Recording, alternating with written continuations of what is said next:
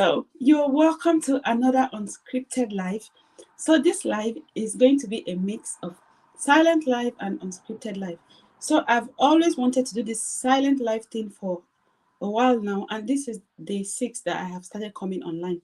And I find myself talking, even when I said it's supposed to be a silent live. So, guys, you're welcome to my YouTube channel. My name is Blessing Ame, and this is the place of no possibilities. So, we are enthusiasts for passive income and multiple income stream. So, if you're looking for side hustles, if you are looking for side gigs and inspiration, you are in the right place. If you have any questions about passive income strategies, please leave your questions in the comments and I will be responding to them. So at the moment, I'm going to get my laptop and my work stuff and I will just sit here and we observe this silent live because it's meant to be silent. It's just a strategy for, getting my watch hours quick. So like I said, I started this experiment so that I could actually blog with authority, teaching my audience how to grow their YouTube page, how to get monetized in 90 days. So on the 1st of August 2024, I set out on a mission to get 500 subscribers and 3,000 watch hours in 90 days. But guys, at the end of 10 days, I was able to get over 500 subscribers, and it's day 36 or 37 since that experiment, and I have over 1,000 subscribers. Thank you so much to everyone that has taken their time to subscribe to my humble channel. Thank you for your likes, thank you for your views, thank you for your comments, thank you for keeping my humble page so interactive. So guys, at the moment, I'm going to leave you. I'm going to love you and leave you. I'll be back. I'm just going to get my stuff back into this room and we can start the live. Again, it's supposed to be a silent live, but I just can't help myself from talk. So see you guys soon.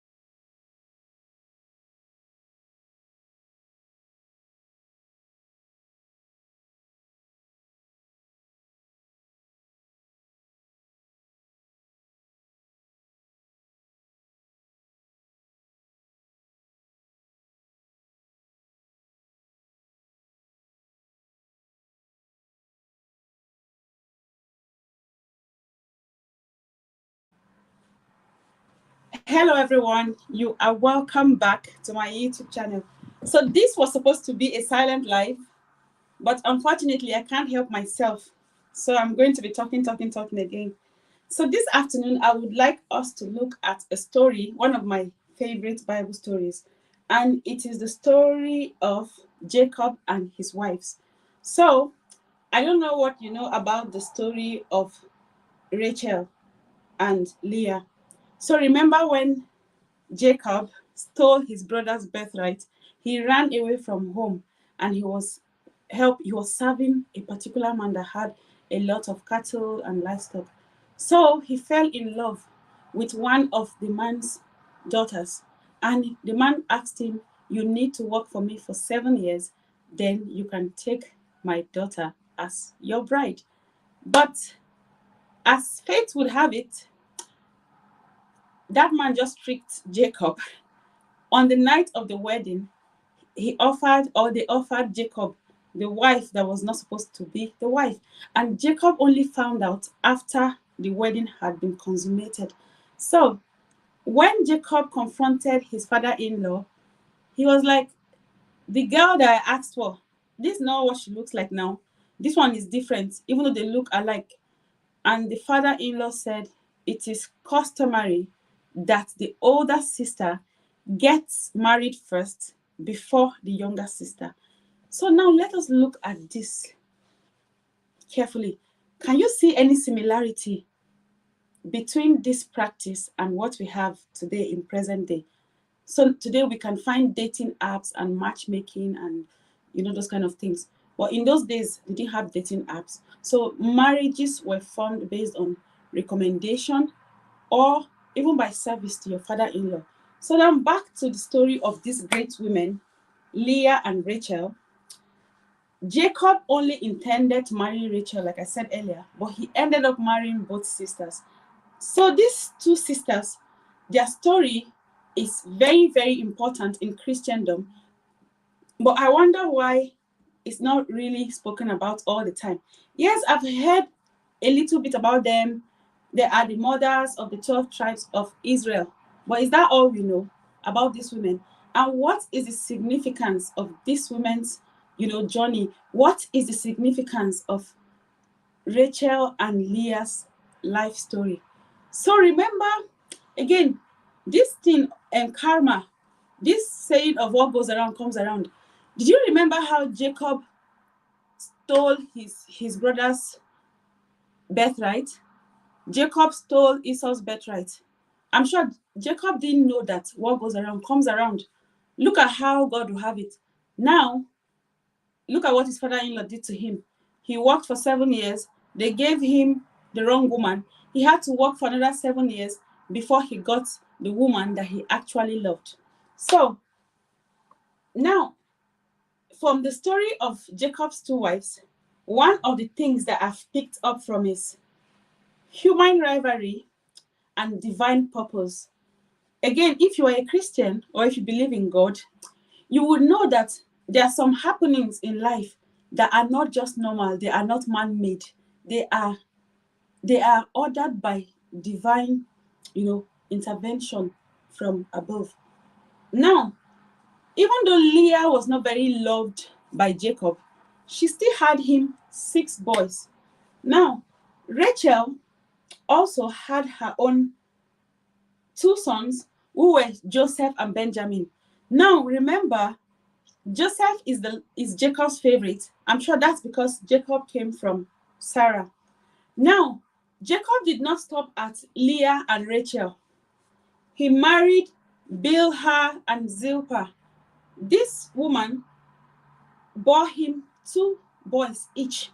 So I know we keep talking of the 12 tribes of Judah, but we keep thinking only Leah and Rachel gave birth to these people. You forget Jacob's other, not wives, but concubines. So Rachel's maid servant, Bilhah, gave Jacob some 2 boys, Dan and Naphtali. Now, Zilpah, Leah's maid servant, also gave Jacob two other boys. That's Gad and Asher. So Gad and Asher also became, tribal ancestors, or if you like. So now I spoke about the sovereignty of God in this story. Now I want us to look at the themes of God's sovereignty and purpose. So Jacob's marriage to Leah and Rachel demonstrate that God works through human imperfection and family dynamics. In our society today, whether we like it or not, we can see that polygamy is already a thing. We can see that one man has one wife, 2, 3, 4, 5, 6, 7, 8, 9, 10. So it is not new. Nothing is new under the sun. So it's happened before. Jacob had two wives, and he was also with their maid servants. Guys, that's not what's making me excited. What's making me excited is how God can take just anybody. When I say anybody, I mean people that society would condemn by their conduct. God does not move like that. Even with all this, even though Jacob stole his brother's birthright, God was still with him. If God was not with him, he would have not met his nice father-in-law, who ended up blessing him with two wives. Now, let's look at, I said, the sovereignty of God and purpose. Now, these children that these people had, they formed the 12 tribes of Judah. So imagine, so there will be not, maybe we would have had some tribes, but it wouldn't have been called the 12 tribes of Judah. So let's look at the themes of God's sovereignty and purpose. So Jacob's marriage to Leah demonstrates that God works through human imperfection and family dynamic. Even though Jacob loved Rachel more, God opened Leah's womb first, giving her children. Again, Jacob was choosing. He likes this one more than the other one. He didn't really like Leah. But do you know what? God opened Leah's womb, and Leah gave him children. But later on, God also blessed Rachel, and she also gave him Joseph and his brother. Now, we're going to look at the theme of rivalry and redemption. Rivalry is a theme today in society. So again, like I said, there's nothing new under the sun. Look at our society. They look at the kind of rivalry that we have. In fact, people that are not married to the same husband, people that are not married to the same person, the rivalry is just too much. So from the story of Leah and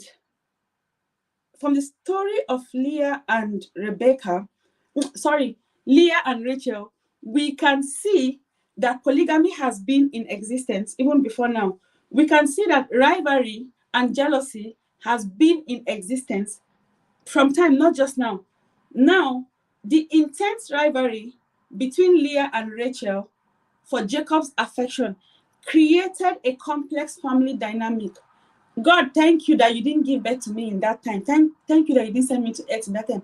Because this family dynamic, I don't really have the patience. Imagine Leah and Rachel already fighting over Jacob. Then Jacob added their maid servants on top of them. So now look at rivalry and redemption. Is it not happening today in our society? It is. I know a lot of people try to put down the Bible, but I keep telling them, if you study the Bible very well, it's almost like a self-help book. So now I know I've spoken a lot today, but I'm just going to go through and summarize the lessons we can learn from the story of Jacob. For me personally, I believe what goes around comes around. So I believe because Jacob cheated Esau, that was why his father-in-law cheated him and made him walk twice before he got the woman he wanted. Now, number two, remember that Joseph was born to his father in old age. Now, this is a lesson for all parents. This is a lesson for all of us. Please don't show favoritism to one child over the other child, because when the other kids start resenting the one you love, you can't stop it. So in this story, my own lessons personally, be careful, parents. Love your kids, the same. If you are fond of one more than one, which you shouldn't be, keep it to yourself. Don't make it so, in everybody's face. Like Joseph's father was buying him coats of many colors, and the brothers didn't have anything. So they didn't have a choice. See, they were not bad altogether, but they just wanted to shine a little bit. Now, to now make it worse, Joseph was even telling them the kind of dreams that he had. So if it's you too, won't you be jealous? So all I'm trying to say is, in this world today, there is strife, there's jealousy, there's envy, but it has been on since. It's not just today that human beings started treating each other like that. Then this polygamy of a thing, it's not today that it started, but if you want to look at it, can you see all the problems it caused? Even though we said they are the leaders of the 12 tribes of Judah, but look at everything that went on in that house. So now we're reading the story from the Bible, so we can't even really get a perspective of how hot it was then. So imagine what was the battle that was going on in Jacob's head. I'm sure he will be regretting, like, why did I even, why did I decide to go with 4 women? So Joseph was sold into slavery, but that's not why we are here today. Today we are here to speak about Joseph's 2 wives and their maid servant, who eventually ended up having babies for Jacob. So I said polygamy has been in existence, and I said karma, what goes around comes around. I believe, because Jacob stole his brother's birthright, that's why what happened to him happened to him. So again, I spoke about the 12 sons as the 12 tribes of Israel. So the 12 sons of Jacob, born to Leah, Rachel, Bilhah, and Zilpah, they became the patriarchs of the 12 tribes of Israel.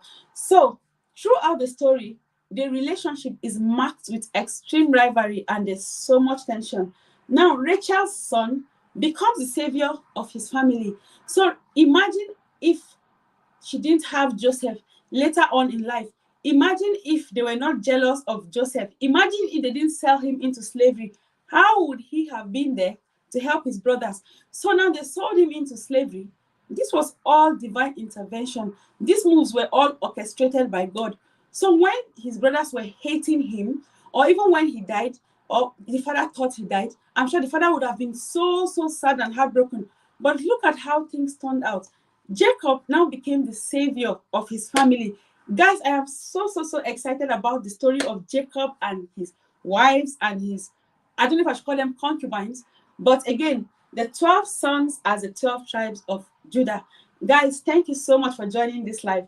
And like I said, the story of Jacob shows that polygamy has been in existence since from biblical time. Polygamy leads to jealousy and rivalry. 3, if you have children, stop showing love to one of your children more than the other ones. Stop rubbing it in their faces that you love one of your children more. Look at how Joseph's brother ended up selling him.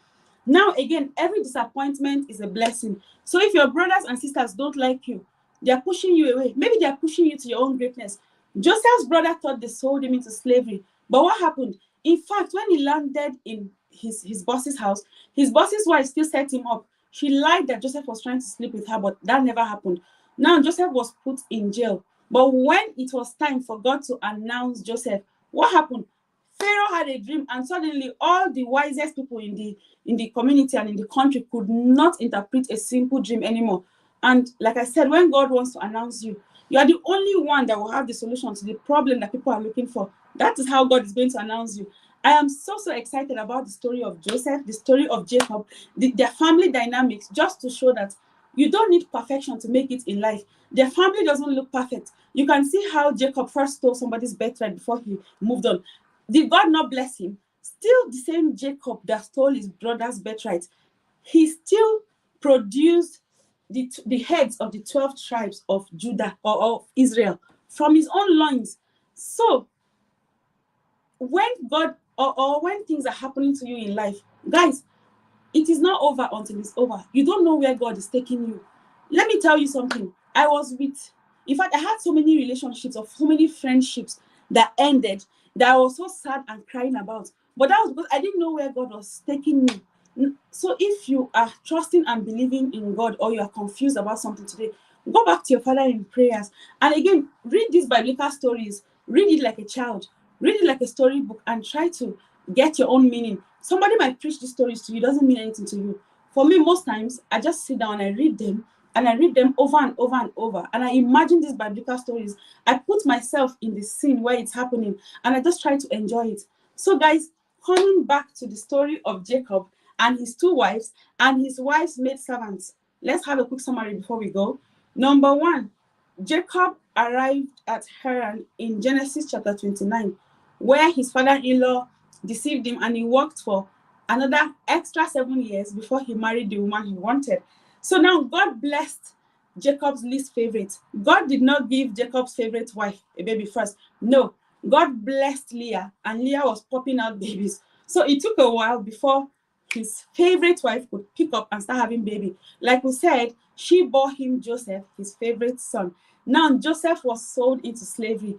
Everybody was sad, like, oh, the brothers are wicked. But let us look at it this way. That was divine intervention and divine orchestration by God. How would the brothers, how would they have survived the famine when it happened? If they didn't sell him, maybe they'd have all died of starvation. So guys, thank you so much for joining my live today. And I really, really enjoy this Bible session. I think I'm going to practice a little bit more so I can be fluid when I'm speaking and stop getting stuck. So again, thank you so much for joining me. This live is supposed to be silent. I am not supposed to be speaking at all.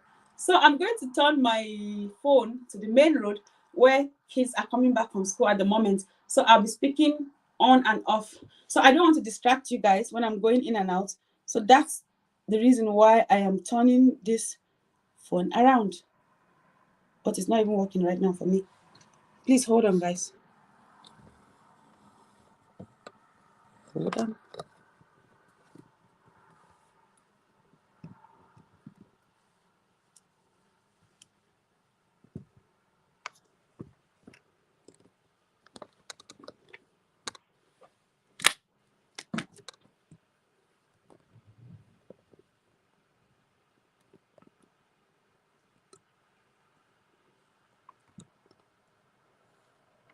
So I'm going to just be looking at people passing from home to pick their kids from school. You can see some of them are looking at me already because I think they have an idea what I'm doing over here. But that doesn't bother me. So guys, you're welcome to my silent live. If you're just joining me for the first time, my name is Blessing Ame. And I said I was going to be streaming for the next 30 days straight to see how many hours I can amass from live streaming. And the purpose of this streaming is to be able to write proper blog posts for my audience on how to grow their YouTube channels fast. So guys, I don't like to just write down things without actually practicalizing it. I made over 500 subscribers in 10 days, and I have made over 1,000 subscribers in 35 days. So guys, thank you for joining my silent live stream. I'm going to turn the volume off now so you can enjoy what's happening on the road. There's nothing serious really happening there, just I think people picking up their kids from school. So I'm just going to take a few seconds and I will be right back to continue my talk. It's supposed to be a silent live. So guys, pardon me that I'm just talking.